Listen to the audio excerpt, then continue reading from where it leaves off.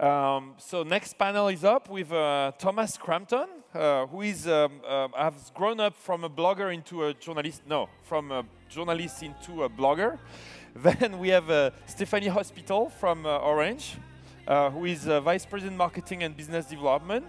And we have of Orange Audience and Online Advertising. Welcome. We have Georges-Edouard, who is the head of the internet of LOreal, a very small startup. And we have welcome Georges-Edouard. And Matthias Lüfkens, who is the one you should talk to. Matthias, please take this seat. If you want to get invited to Davos, you know, this little conference in the Alps, you should talk to Matthias if you want an invite to that. And I'm sure you'll get some customers. I'm going to check if I can save Paolo where he cannot move anymore. Anyway, so the floor is yours. Paolo's very busy over here signing. Thank you very much for being here. We've got a great panel here to talk about brands. This is a very important subject because while a lot of people here have startups, a lot of business models are based around advertising, but this is not going to work in the real world unless we can get big companies, brands interested in this topic. So what I've decided to do is rather than begin with the theme of love here, we're going to begin with the theme a little bit of humiliation. Humiliation is a very exciting topic, and I've asked these brands to talk a little bit not about what they're doing great, but what they've messed up with. Where have they learned something? Where have they done something in the social media sphere? Georges-Edouard, you are the first in line here. LOreal, have you always had a perfect social media strategy? Well, I'm the first with humiliation, as you said. Well, in fact, we started wrong very early, because I think everybody remembers about the Vichy case, which is quite a famous time where we decided, we thought... How many people are aware of the Vichy case in France with L'Oreal? Okay, a few people, very briefly. Well, just we thought that the blog was another place to advertise, so we decided to launch, for the launch of a new product for Vichy, we decided to launch a fake blog. And in fact, within minutes, I say, within days, we had everybody saying, well, it doesn't look true, it's too perfect. We had a person called Claire that was blogging, but it doesn't look very real. So what we said, well, I think we should really listen to you because you know the way we should talk to you. And certainly we didn't get it right. What we did, we said, well, let's listen to you. Tell us the way we should use social place as a way to talk to you and to listen to you. And we turned that into a listening place. And certainly we transformed that blog in really a listening place with real bloggers. So you started out with a fake blog and ended up with a real Absolutely. Communication. Stephanie. Yeah, we had Orange. We had the same kind of experience recently. I mean, for the launch of a new services called My Social Place, which is a mobile services where you can aggregate your preferred online communities with a partnership we had with most of the community online. So we decided to do a viral marketing campaign, and for that, the name of the campaign was Sauve tes amis. And the idea was to... Sauf les amis, meaning... Save your friends. Save your friends. Save your friends. So the idea was to help people to reconnect after the summer. So we did that, and we created some Facebook profile in the name of that association, Save Your Friend, or Sauve tes amis. But then, after 1 week of those profiles, we received people interacting with us. And we just realized that it was not appropriate to have done that on Facebook. Facebook clearly was not the right platform for that, because we had no real people behind that association. So finally, we sent the email to all the people who have interacted with those profiles on Facebook. And we created an association, this time on MySpace, with the video, and that was a real success because we had more than on MySpace for that kind of viral marketing campaign was much more adapted, and we had more than 140,000 people visiting the website, the mobile site, and 80,000 people registering to the service. So at the end of the day, it was a positive turn, but we learned that you have to be cautious when you use that kind of viral marketing campaign. So this was a case of choosing the wrong platform, not working with a platform that would be for more a brand having an identity than Facebook, which is more a personal identity. Clearly, that was really that, but it was very useful in terms of adoption of the service. Matthias, the World Economic Forum, which is, after all about connecting people. You gather thousands of people in Davos each year, thousands of CEOs, very important people, to connect with each other. How do you connect them online? Well, how do we connect them online? Different things. If you want to hear my story, is basically we had an issue with our Wikipedia entry. Who doesn't? So somebody in the forum finally realized, this page which had been written by, people who are anti-globalization, and so basically was all critical. So the forum decided will rewrite the Wikipedia article and say the forum responses to its critics. So for years there was the criticism and then the forum responses to its critics. And then finally the whole page was just not very clear. And then some Wikipedian said, this is Wikipedia at its worst, this article is a mess. So that was, of course, the great idea for me to go in and say, hey, let's discuss this. Here's a new version, neutral point of view. I'm a former journalist. I know how to write an objective article even about my own company. Left the criticism in there, and after a bit of discussion, we put it online 72 hours later. And that's a great way to go in, to discuss with the community here, in this case, the Wikipedians, and to hear their voices, even if they are critical voices. So I would like to make this a broader conversation with you, the audience. So in a moment, I'd like people to raise their hands if they'd like to ask a question, but continue a discussion up here for a moment.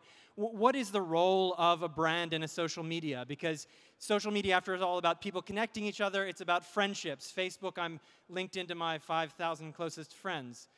And are you trying to find a price for friendship? Are you selling friendship? Well, I think really social space is a space social space is a space that belongs to the owners.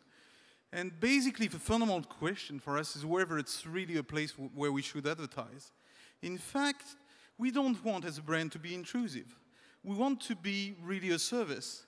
We want to be invited. And I think it's a fundamental question with social space is, I think, the fact that brands are content, that brands can be used in my personal social space, why not?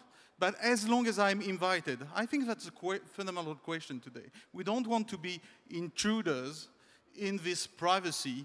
And it's not, I don't want to be the one, because I've read that on your Facebook profile, you're moving to that faraway country, I'm going to recommend you that cream, because I think it's intrusion. To the contrary, if I'm able to provide you with a service that you're going to share with your friends, at your initiative, I'm really playing my role of helping you connect with your friends. I think it's all about sharing. I mean, this theme here is love.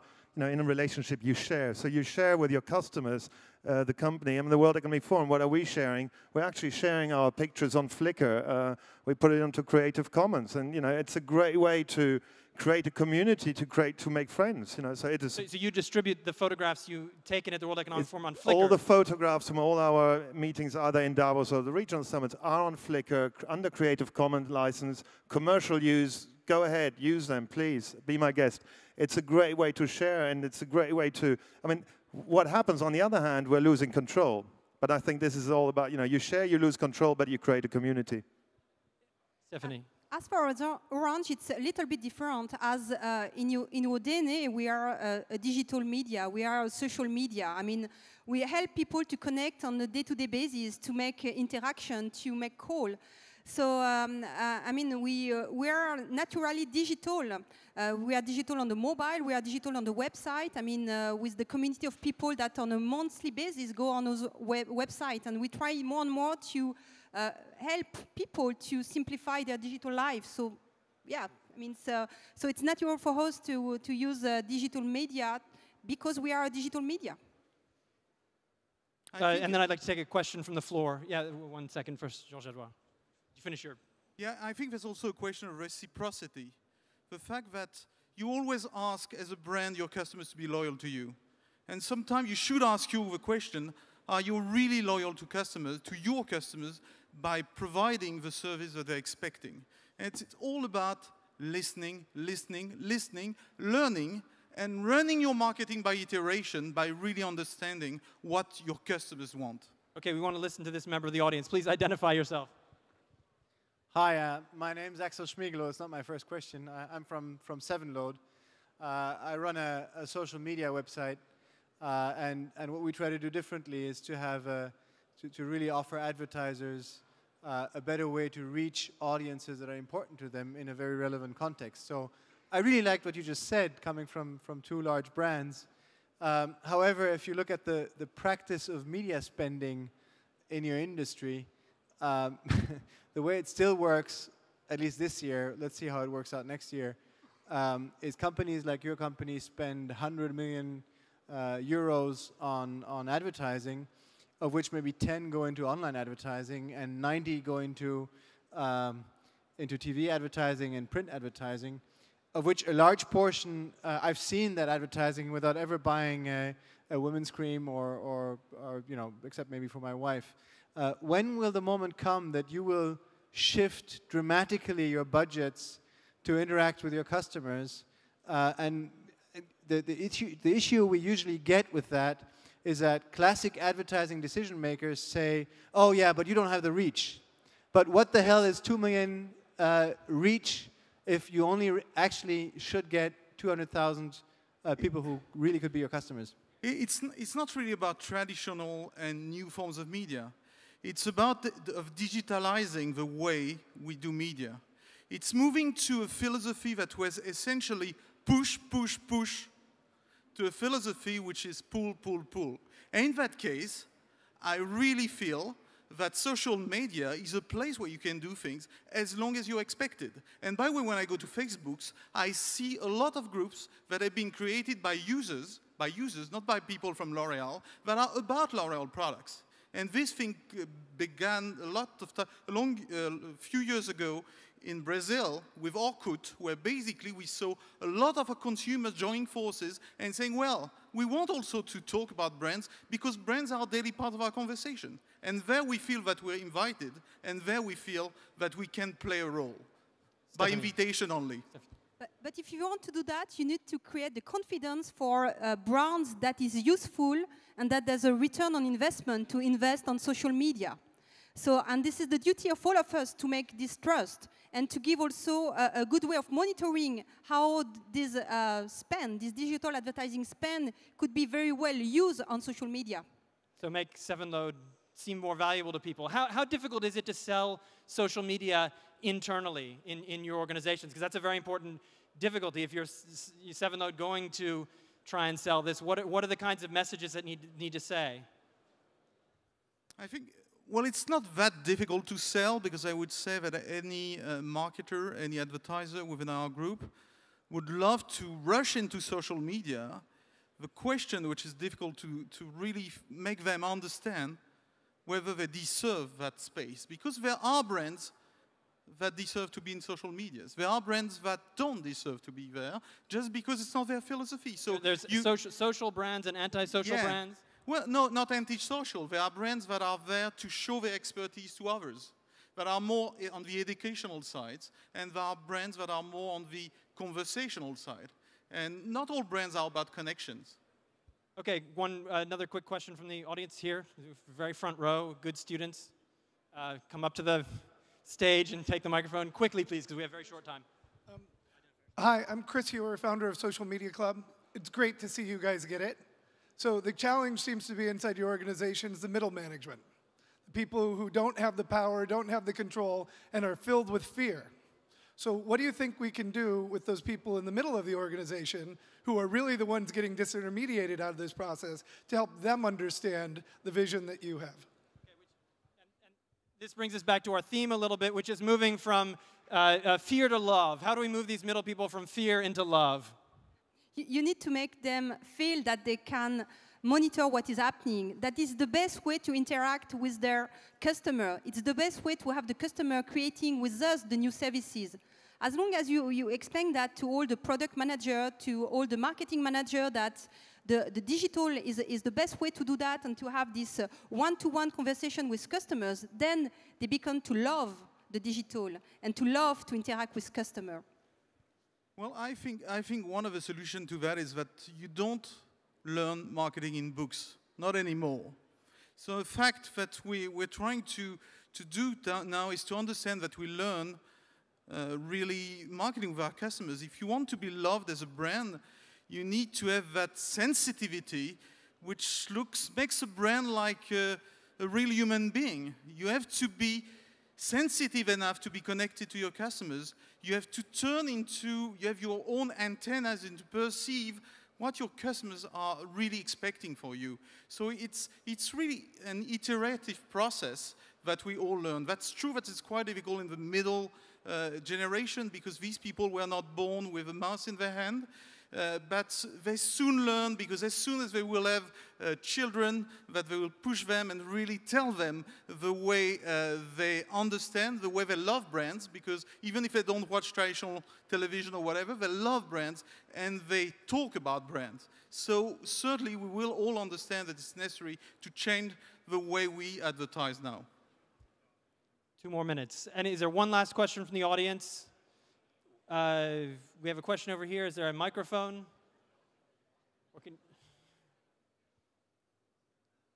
I think a microphone is making over. One question here. No microphone.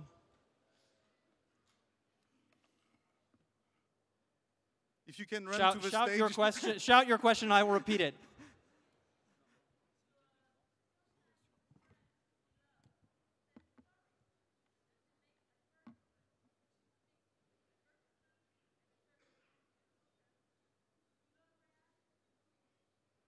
This is, can brands mix advertising with?